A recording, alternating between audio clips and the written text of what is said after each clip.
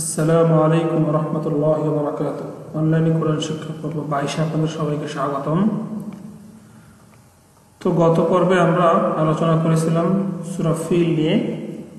এই পর্বে আমরা আলোচনা করব সূরা কুরাইশ, আয়াত 4টি। এই সূরাটি মক্কা অবতীর্ণ হয়েছে।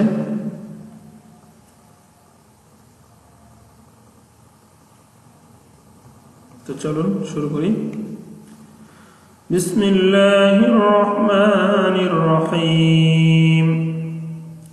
লিইলাফি কুরাইশ লাম জাল্লি হামজা ইয়াজর ই লি লাম খারাজাবুল্লা লিইলা ফা জারফি লিইলাফি قاب পেশকু র ইয়াজর রাই কুরাই শিন দুই জের শিন قريش لإيلاف قريش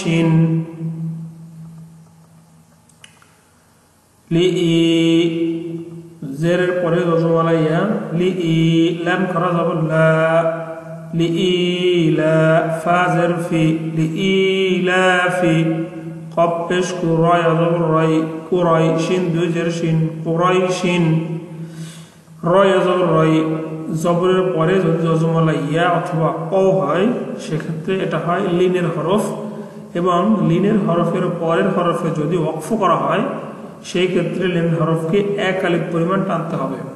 অর্থাৎ যদি আমরা এখানে এরকম থামি কুরাইশ, তাহলে কুরাইশ এরকম এক আলিফ টানতে হবে, যেমন এরকম ভাবে লিইলাফি কুরাইশ।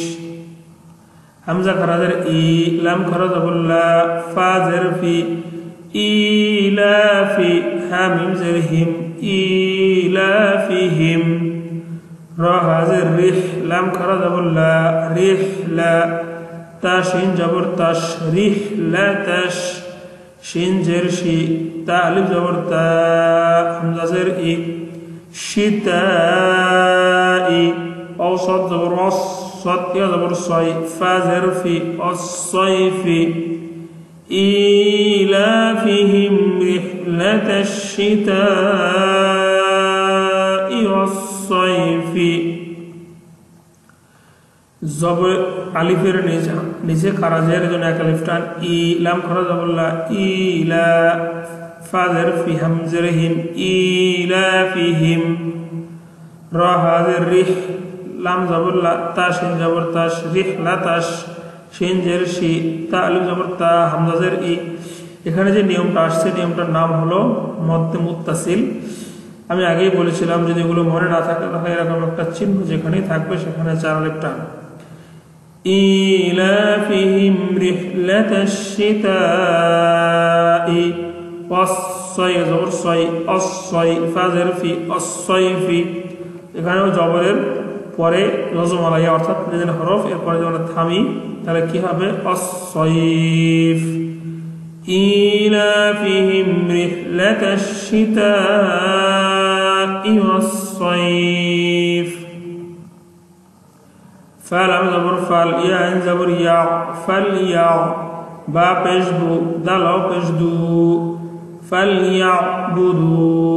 র বা জবর রব, বা লাম জবর বা জবর বা, রব্ব, ফালইয়াবুদু রব্ব। হা জবর হা, জাল লাম জবর জাল, হাযাল, বা ইয়া জবর বাই, তা জের তি, বাইতি, ফালইয়াবুদু রব্ব হাযাল বাইতি, বুদু।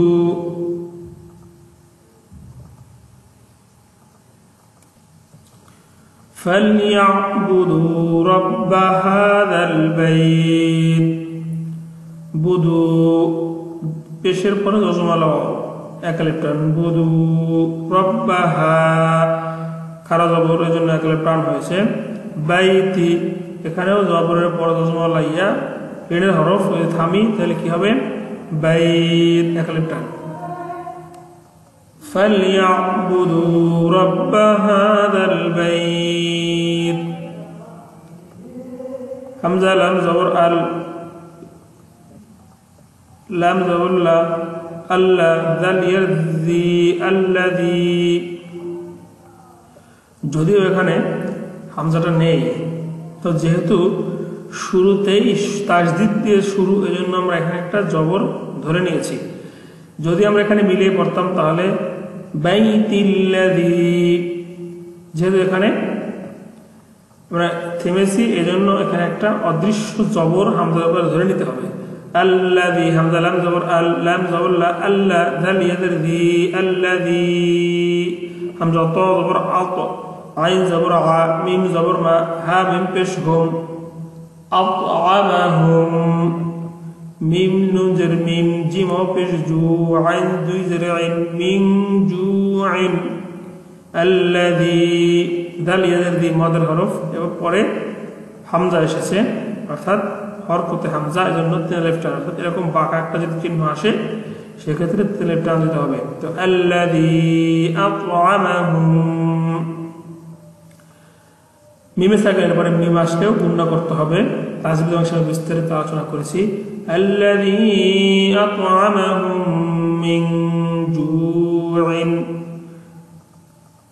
মিম নুন জের মিন, মিমে সাকিনের পরে যেহেতু জিম আসছে জন্য এখানে নুনে সাকিনকে গুণনা করতে হবে। মিন, জিম অপেশ জুআইন দুই জের আইন, মিন জুইন, দিকেও থামে তাহলে এরকম থামতে হবে। আল্লাযী আতআমাহুম মিন জু',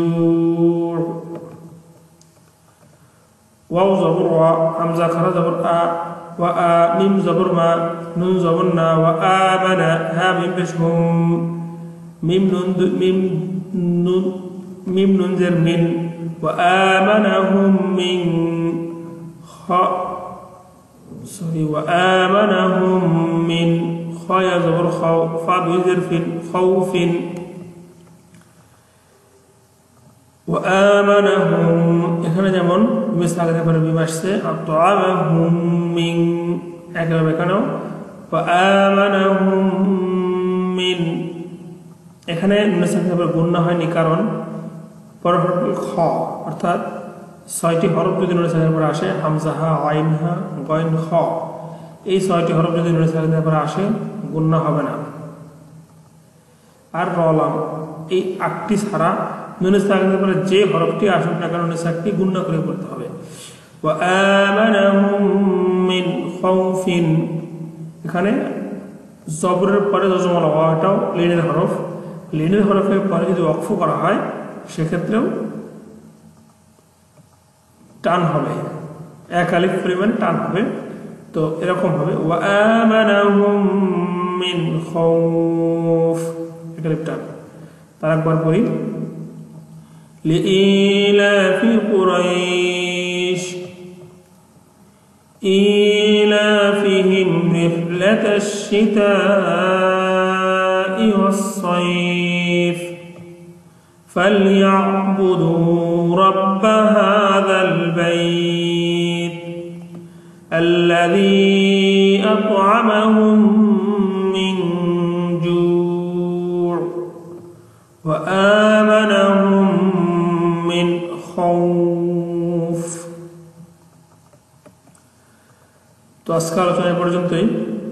আগামী পর্বের টিউটোরিয়াল দেখার জন্য আমাদের সঙ্গে থাকুন এবং চ্যানেলে সাবস্ক্রাইব করতে ভুলবেন না।